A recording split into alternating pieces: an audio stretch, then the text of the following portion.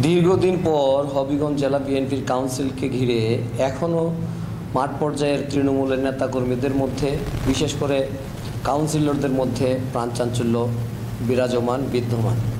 আমার ধারণা এবং আমার বিশ্বাস, বাংলাদেশ জাতীয়তাবাদী দল একটি গণতান্ত্রিক দল। শহীদ রাষ্ট্রপতি জিয়াউর রহমান এই দল সৃষ্টির পর থেকে আবু সিন দেশনেত্রী বেগম খালেদা জিয়া, বর্তমান ভারপ্রাপ্ত চেয়ারম্যান জননেতা তারেক রহমান সব সময়ই আমাদেরকে গণতান্ত্রিক মূল্যবোধে বিশ্বাস করার জন্য, গণতান্ত্রিক প্রক্রিয়ার মধ্য দিয়ে দল পরিচালিত করার জন্য নির্দেশনা অব্যাহত আছে।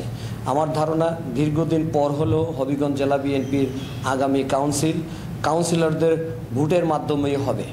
যদিও ইতিমধ্যে আপনারা জানেন বা জেনেছেন, আমাদের বিগত ইউনিট কমিটিগুলা গঠনকে কেন্দ্র করে কিছু ত্রুটি বিচ্যুতির অভিযোগ এসেছে এবং এই অভিযোগগুলা যাচাই বাছার জন্য কেন্দ্র থেকে আমাদের দায়িত্বপ্রাপ্ত সিলেট বিভাগের টিম লিডার, বিএনপির স্থায়ী কমিটির সদস্য জননেতা জনাব ডক্টর AZM জাহিদ হোসেনের নেতৃত্বে আমরা হবিগঞ্জ জেলা বিএনপির সকল নেতৃবৃন্দ ইতিমধ্যে ঢাকায় একদিন দীর্ঘ আলাপ আলোচনার পর এই বিষয়ে একটি দিক নির্দেশনা দিয়েছিলেন উনি, যার পরিপ্রেক্ষিতে গত মাসে সিলেটে বিভাগীয় 2 জন সহ সাংগঠনিক সম্পাদকের দায়িত্বে আমরা আমাদের মতামত এবং আমরা আমাদের বক্তব্য পেশ করেছি। এই বক্তব্য এবং মতামতগুলো যাচাই বাছাই চলছে। আমাদের যতটুকু অবগত আছি, আমরা এই যাচাই বাছাই শেষ হওয়ার পরে সহসাই হবিগঞ্জ জেলা বিএনপির কাউন্সিল এবং সম্মেলনের তারিখ নির্ধারিত হবে জননেতা তারেক রহমানের নির্দেশক্রমে। আমরা সেটাই বিশ্বাস করি, যার প্রেক্ষিতে আমরা যারা প্রার্থী আছি এবং যারা কাউন্সিলর, সকলের মধ্যেই আমাদের এই উৎসবের আমেজ বিরাজমান। আমরা এখনও তৃণমূল পর্যায়ে ঘুরে বেড়াচ্ছি। সত্যিকার অর্থে এখন এই ভোটার সংখ্যা চেঞ্জ করা বা সংযুক্ত করার এখতিয়ার আমাদের কারণেই। ইভেন আমি যতটুকু গঠনতান্ত্রিক প্রক্রিয়া, আমার যতটুকু অবগত আছি, আমি যতটুকু জানি, গঠনতান্ত্রিক প্রক্রিয়ায় এখন যে কোনো সিদ্ধান্ত নিতে হলে ভারপ্রাপ্ত চেয়ারম্যান নেওয়ার একমাত্র ক্ষমতাসীন ব্যক্তি। আমরা এখানে আমাদেরকে বলা হয়েছে আমাদের ত্রুটি বিচ্যুতিগুলো ধরিয়ে দেওয়ার জন্য, দেওয়ার পরে বিভাগীয় নেতৃবৃন্দের মাধ্যমে কেন্দ্রীয় নেতৃবৃন্দের সহযোগিতায় জননেতা জনাব তারেক রহমানের কাছে এই অভিযোগগুলি পেশ করা হবে।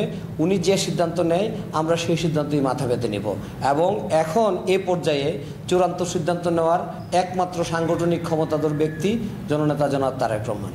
যে জাতীয়তাবাদী স্বেচ্ছাসেবক দল হবিগঞ্জ জেলার প্রেসিডেন্ট ছিলাম, আমাকে তখন একজন যুগ্ম আহ্বায়ক, বিএনপির যুগ্ম আহ্বায়ক হওয়ার ক্ষেত্রে আমাকে স্বেচ্ছাসেবক দলের প্রেসিডেন্টের পদ থেকে পদত্যাগ করে যুগ্ম আহ্বায়ক হতে হয়েছে।